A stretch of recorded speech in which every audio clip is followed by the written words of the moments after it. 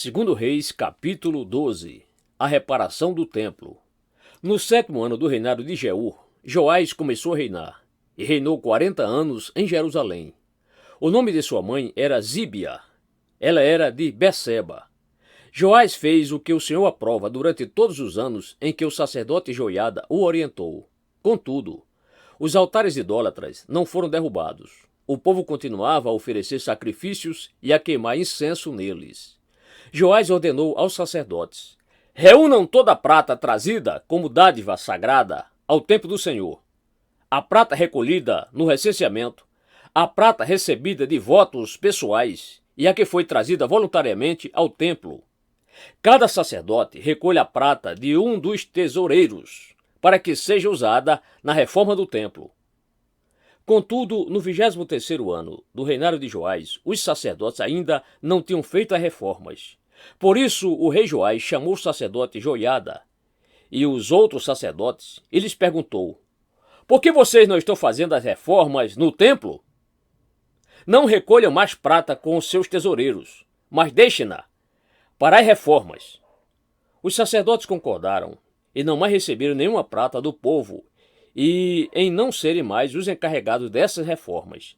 Então o sacerdote Joiada pegou uma caixa, fez um furo na tampa e colocou-a ao lado do altar, à direita de quem entra no templo do Senhor. Os sacerdotes que guardavam a entrada colocavam na caixa toda a prata trazida ao templo do Senhor. Sempre que havia uma grande quantidade de prata na caixa, o secretário real e o sumo sacerdote vinham, pesavam a prata trazida ao templo do Senhor e a colocavam em sacolas. Depois de pesada, entregavam a prata aos supervisores do trabalho no templo. Assim pagavam aqueles que trabalhavam no templo do Senhor: os carpinteiros e os construtores, os pedreiros e os cortadores de pedras. Também compravam madeira e pedras lavradas para os concertos a serem feitos no templo do Senhor e cobriam todas as outras despesas. A prata trazida ao templo não era utilizada na confecção de bacias de prata, cortadores de pavio, bacias para aspersão, cornetas ou quaisquer outros utensílios de ouro ou prata para o templo do Senhor. Era usada como pagamento dos trabalhadores, e eles a empregavam para o reparo do templo. Não se exigia prestação de contas dos que pagavam os trabalhadores, pois agiam com honestidade. Mas a prata das ofertas pela culpa e das ofertas pelo pecado não era levada ao templo do Senhor, pois pertencia aos sacerdotes. Nessa época, Hazael, rei da Síria, atacou Gate e a conquistou.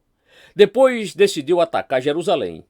Então Joás, rei de Judá, apanhou todos os objetos consagrados por seus antepassados Josafá, Jeorão e Acasias, rei de Judá, e os que ele mesmo havia consagrado, e todo o ouro encontrado no depósito do templo do Senhor e do palácio real, e enviou tudo a Hazael, rei da Síria, que, assim, desistiu de atacar Jerusalém. Os demais acontecimentos do reinado de Joás e as suas realizações estão todos escritos no livro do registro histórico dos reis de Judá. 2 de seus oficiais conspiraram contra ele e o assassinaram em Bet-Milo, no caminho que desce para Sila. Os oficiais que o assassinaram foram Josabade, filho de Simeate, e Jeozabade, filho de Somer.